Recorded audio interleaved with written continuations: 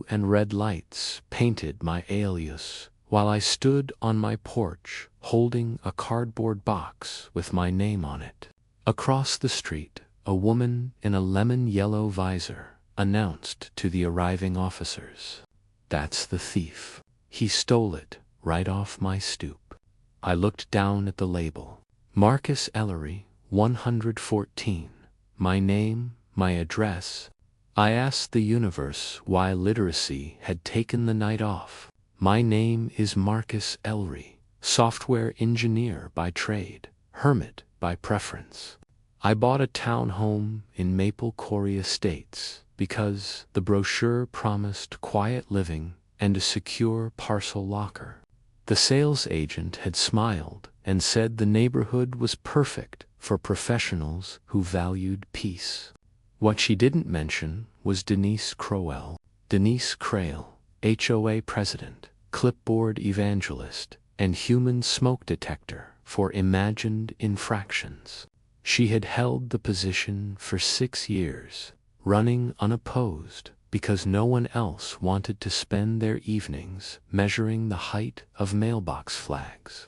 Our first interaction happened 3 days after I moved in. She knocked on my door at 7 o'clock in the morning, already fully dressed in her signature pastel polo and khaki shorts, holding her clipboard like a shield. My doormat said, "Go away." She pointed at it with her pen and asked if that was legally binding. I told her it was more of a suggestion. She didn't laugh.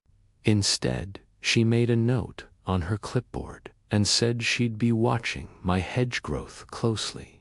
It started with friendly reminders about my hedges. She called them performative, which I didn't even know was an insult you could apply to shrubbery. She left printed notices in my mailbox with highlighter marks and exclamation points. Then it spiraled. Denise began a neighborhood text thread called Porch Pirate Watch, where she posted grainy stills of everyone's doorbells like the world's least helpful nature documentary. Every squirrel became a suspect. Every delivery driver got a dossier. She'd send messages at 2 in the morning with photos captioned "Suspicious Individual Loitering," and it would be the pizza guy checking the address on his phone. The parcel locker system was Denise's pride and joy. She had campaigned for it at 3 consecutive board meetings, presenting a 40-slide PowerPoint about package security. The locker was supposed to solve all our delivery problems. Carriers would scan packages, input them into the system, and residents would get a code to retrieve them. It was a good idea in theory.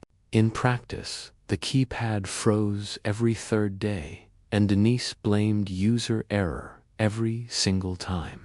When a small brown box was delivered to the community parcel locker, the carrier did what any reasonable person would do. He left it at my door because it was mine, addressed to me with my name printed as boldly as a billboard. It was a guitar pedal I had designed myself and had shipped with my own money. Simple, right? Wrong. Denise took a photo.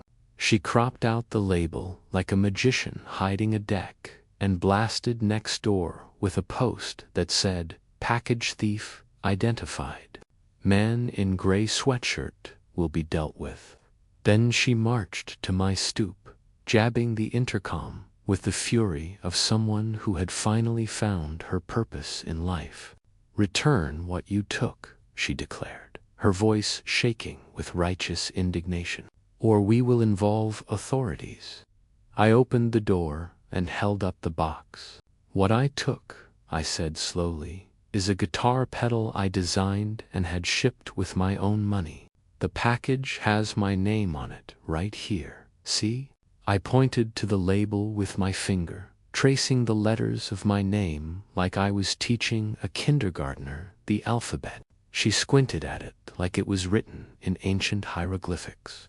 Her face went through several expressions: confusion, suspicion, then landing on defiance. "Anyone can print a label," she said, her voice sharp and certain. "Well, let the police decide what your name is," she replied.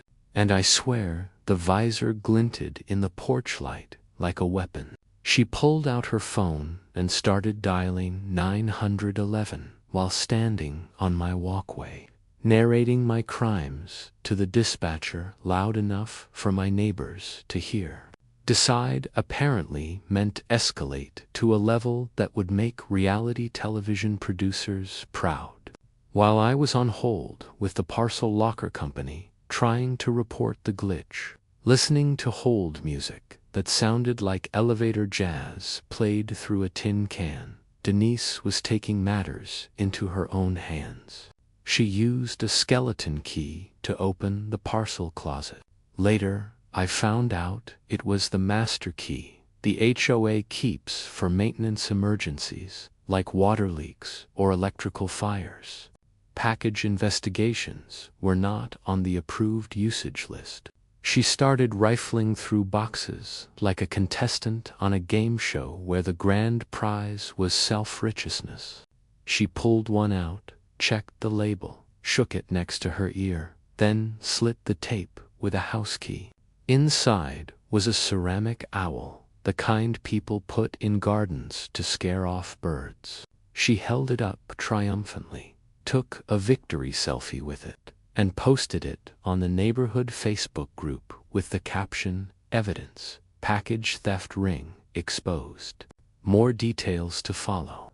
3 neighbors commented asking if she was okay. She replied that she was doing the Lord's work. 2 patrol cars rolled up 20 minutes later. Denise intercepted them mid-driveway, pointing at me and shouting citizen's arrest like it was buy one get one free at her favorite outlet mall.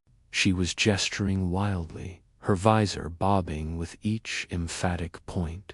The senior officer, a man who looked like he had seen every possible variation of suburban nonsense, asked her very gently if she had proof I stole anything. She waved her phone in his face, showing him the selfie with the owl.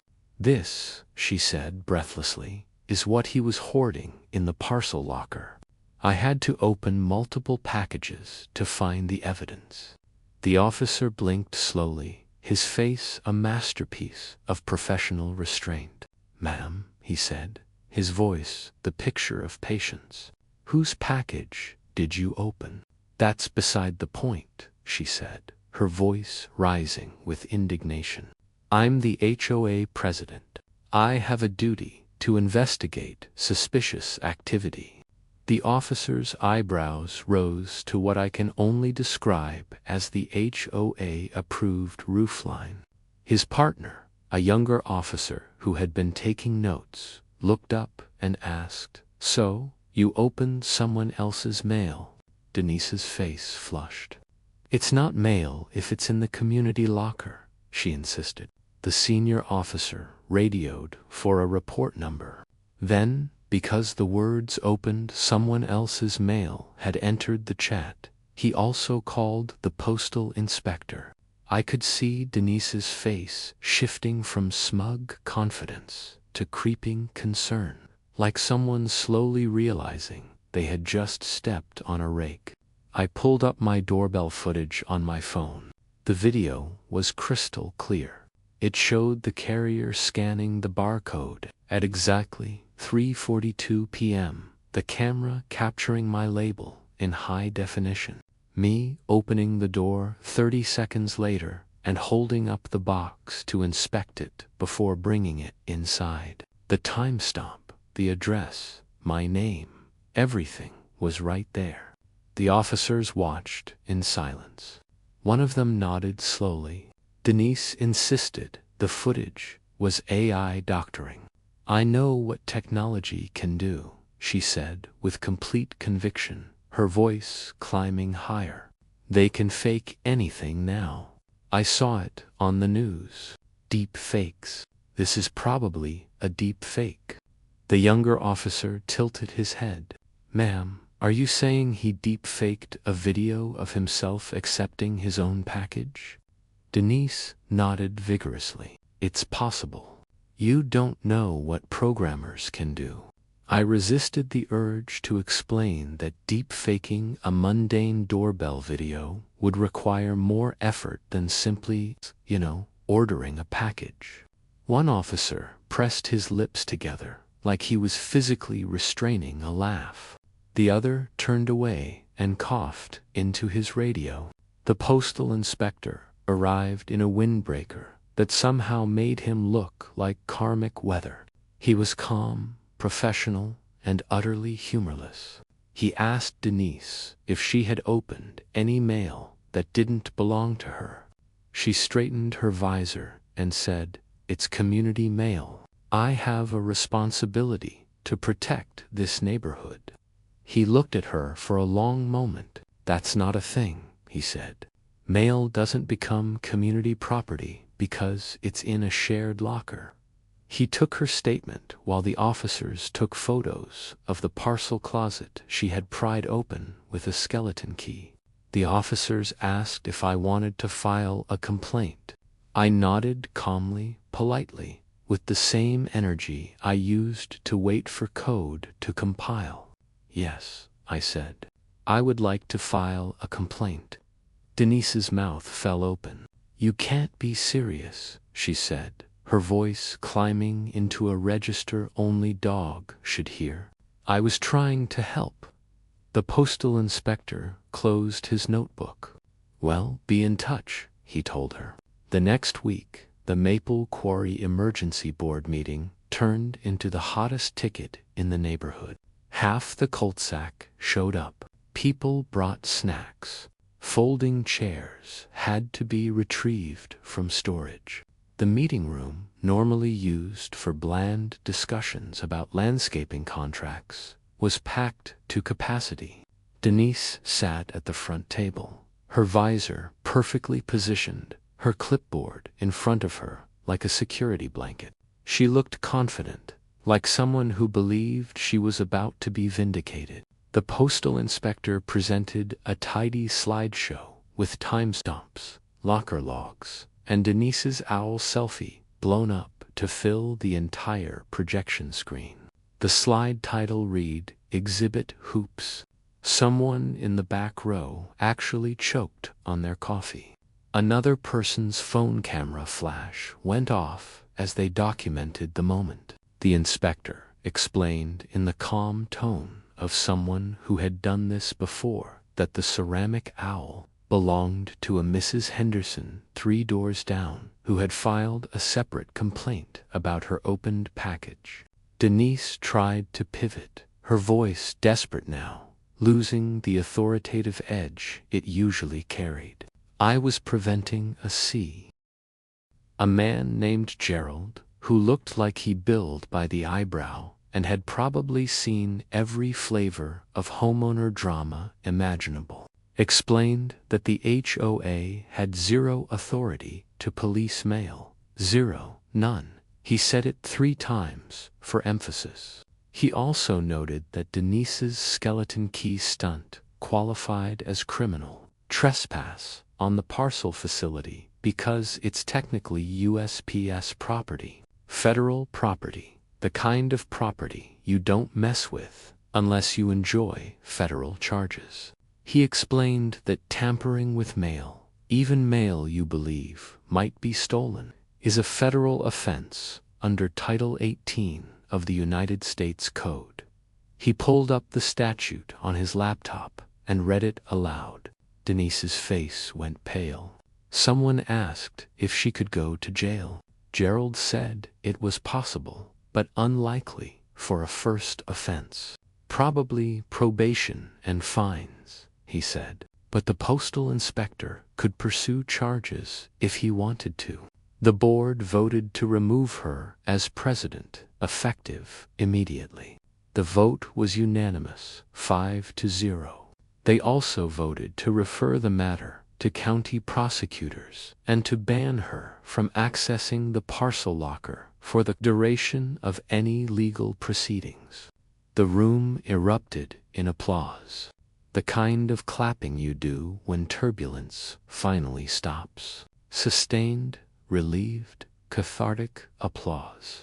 Denise sat frozen in her chair, her visor askew, staring at the projection screen, like it had personally betrayed her. Someone tried to take her clipboard, and she clutched it to her chest like a life preserver. 2 months later, Denise pleaded guilty to mail tampering and trespassing. The courtroom was small, barely 20 people in the gallery. But it felt packed because half of them were our neighbors who had taken the morning off work to watch. Denise wore a navy blazer and had finally retired the visor for the occasion.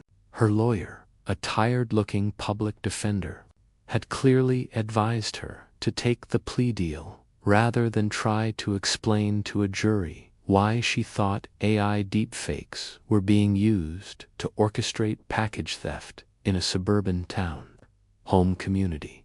The prosecutor outlined the charges: mail tampering, trespassing on federal property, unlawful opening of packages belonging to 2 separate residents, mine and Mrs. Henderson's. The judge, an older woman with reading glasses on a chain, listened without expression. When it was Denise's turn to speak, she stood and said she had been trying to protect her neighborhood. Her voice wavered. The judge asked if she understood that protecting a neighborhood did not include opening other people's mail. Denise nodded. "I understand that now, Your Honor," she said quietly. The judge sentenced her to 1 year of probation, $200 of community service, a $500 fine, and a no-contact order with the parcel locker. She was also required to complete mandatory civics and boundaries training, a class apparently designed for people who had a fundamental misunderstanding of their authority. When the judge read the sentence, Denise's face went from pale to crimson, her hands gripping the edge of the defendant's table. "This is insane," she whispered. But the gavel had already fallen. Her lawyer put a hand on her shoulder and guided her back to her seat as the judge called the next